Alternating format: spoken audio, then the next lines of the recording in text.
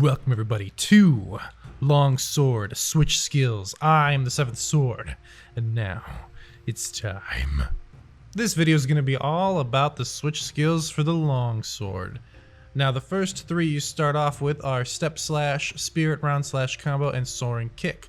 Later on, Step Slash can be replaced with Drawn Double Slash. Spirit Roundslash combo can be replaced with the Spirit Reckoning combo, and the Soaring Kick can be replaced by the Silkbind Sakura Slash. I'm going to showcase all of these skills and go over some of the cool things that you can do with them. So let's get into it, shall we?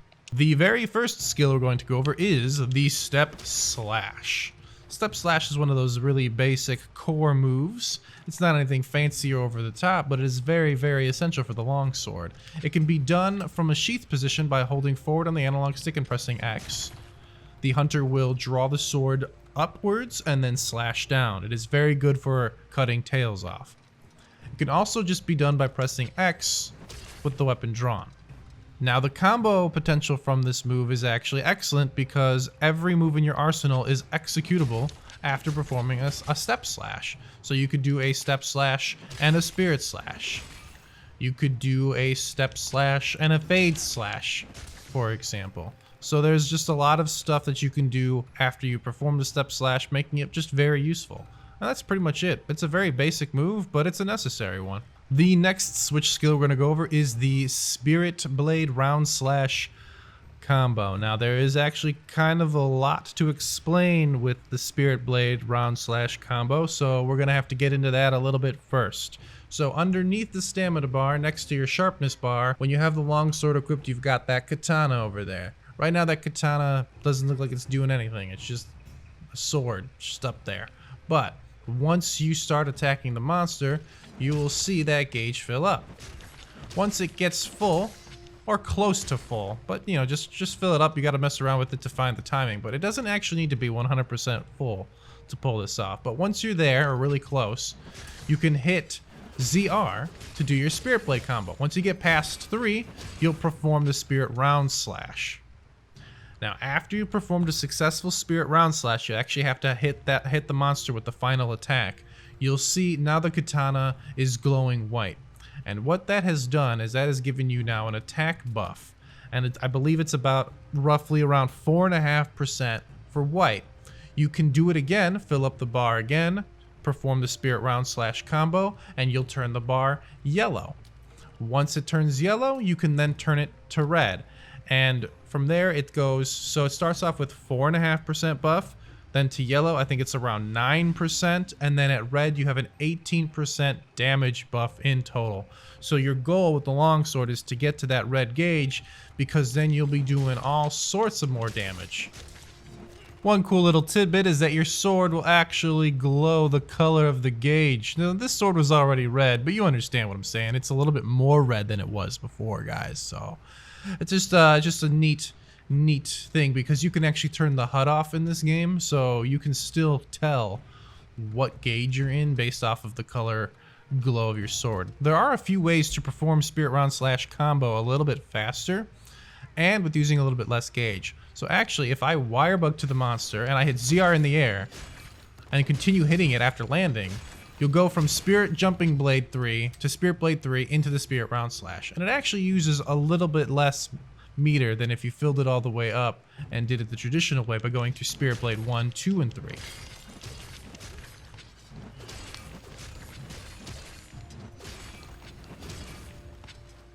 The same kind of thing can actually be done on the ground as well after performing a Fade Slash. If you execute Spirit Blade after performing a Fade Slash, this will happen.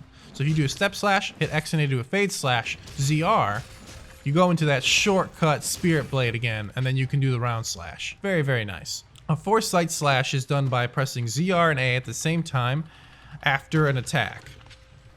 This is a counter, but you actually do need to have some meter filled up in order to trigger it properly, because if you look, when I do the Foresight Slash regularly, my hunter just swoops back like that and then attacks. But if you have some meter energy, which I'll show you, it changes it a little bit. So as you can see, you see that blue glow that happened after I executed Foresight Slash. This means that if you are attacked while that happens in that animation, You won't take any damage, you'll dodge it entirely, and you'll counter with a Spirit Blade combo if you press ZR.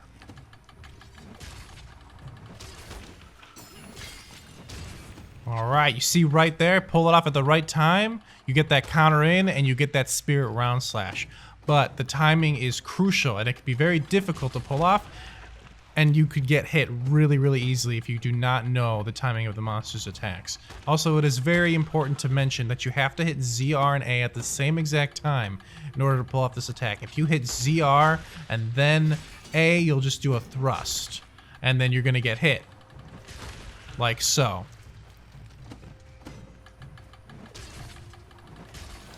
But if you do it at the same time, you can pull off that Spirit Roundslash, and it's very satisfying once it connects. It's also worth mentioning that the Spirit Blade and the Spirit Blade Roundslash combo do not get deflected. So please keep that in mind when fighting monsters, that you might be having a difficult time because the parts you're hitting, you're getting deflected a lot. But if you use your Spirit Blade on those parts, you'll power through. Now, while this is not a switch skill, it is still very important to go over this next move because it allows you to fill up your spirit gauge a little bit faster. And it's called the Special Sheath. After doing an attack and pressing ZR and B, you can have your hunter sheath the longsword, and you'll go into this waiting stance. Now, you don't wait in it forever. As you see, I came out of it. It is timed. You have to perform an action within a certain amount of time, otherwise your character will just exit out of the stance. Out of the Special Sheath, you actually have two options. The first one is the EI slash. You perform it by pressing X out of the Special Sheath, and as you can see, after I performed it, my gauge in the sword up there is filling up automatically on its own. It's very nice. It's a very useful tool to use during a hunt so that you can always have that gauge filling up, so you can always perform your spirit combo slashes. There is an additional move you can pull off from the Special Sheath, and that is the EI Spirit Slash. It is performed by pressing ZR after entering into the Special Sheath. Now, this move is also a counter kind of similar to the Foresight Slash, so you need to have your timing down and know exactly when to execute it. When you execute it properly, you are rewarded with a lot of extra damage and some flashy animations.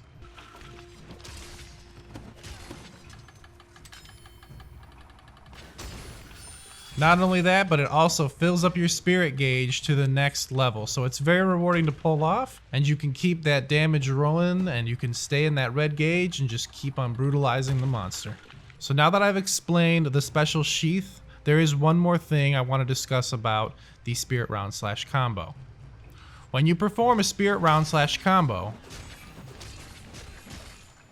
the hunter automatically sheaths the longsword. However, right after you successfully perform a Spirit Roundslash combo, you can go into Special Sheath.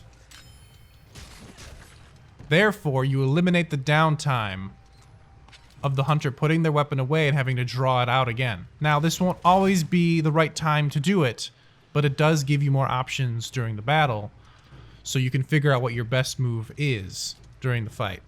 The next switch skill we're going to go over is the Soaring Kick. It is executed by pressing ZL and X while the weapon is drawn. It is a wire bug ability where you shoot your wire bug into the air, and if you connect with the monster, you will do a plunging thrust.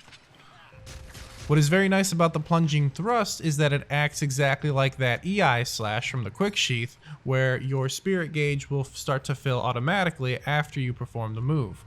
That is not all you can do from a Soaring Kick though.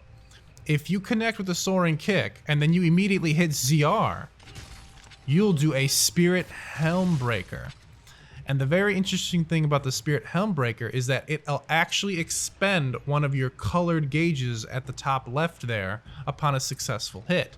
The higher gauge you actually use it at, the more damage that move will do. So it is very, very useful. The next switch skill we're going to discuss is the Drawn Double Slash. This replaces the Step Slash, but the interesting thing is you actually still have your Step Slash.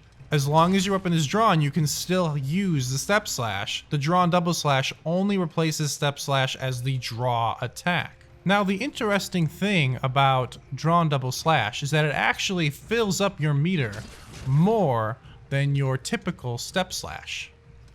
as you can see, because you get the 2 slashes. But you are giving up something for this. So out of a step slash, you can do a fade slash.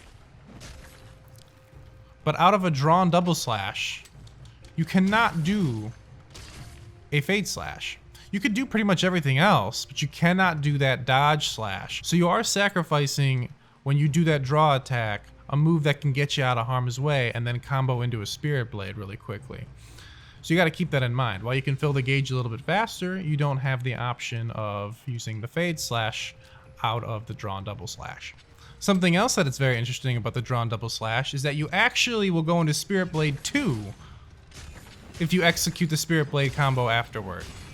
So it skips Spirit Blade 1 entirely. So again, you have some trade-offs here. The next skill we're going to discuss is the Spirit Reckoning combo.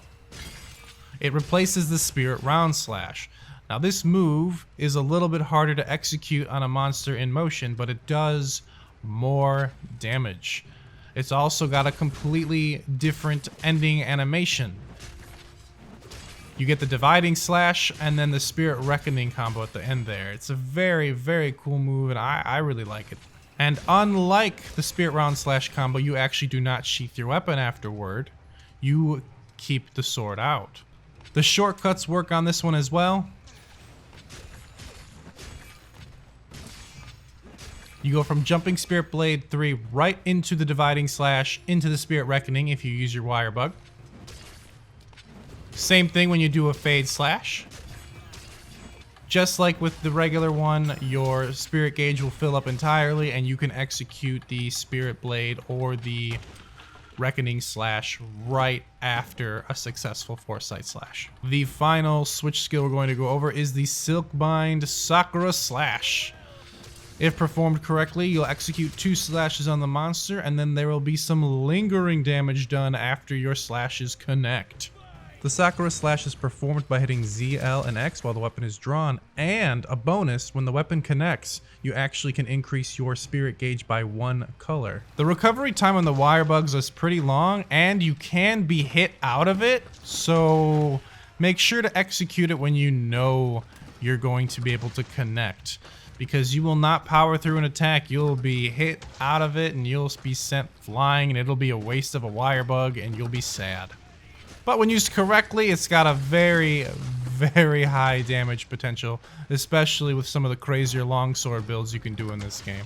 That's going to wrap it up for this video. I hope you enjoyed. Please let me know what you think of the longsword and the switch skills available. Please let me know what other kinds of videos you'd like to see. I am committing myself to doing a lot of Monster Hunter videos. I'm loving this game and I cannot wait to continue to play it more and more. And I'm working on another dual blade build and I'm going to be very excited to reveal it hopefully in the next couple of days. Thank you so much for watching.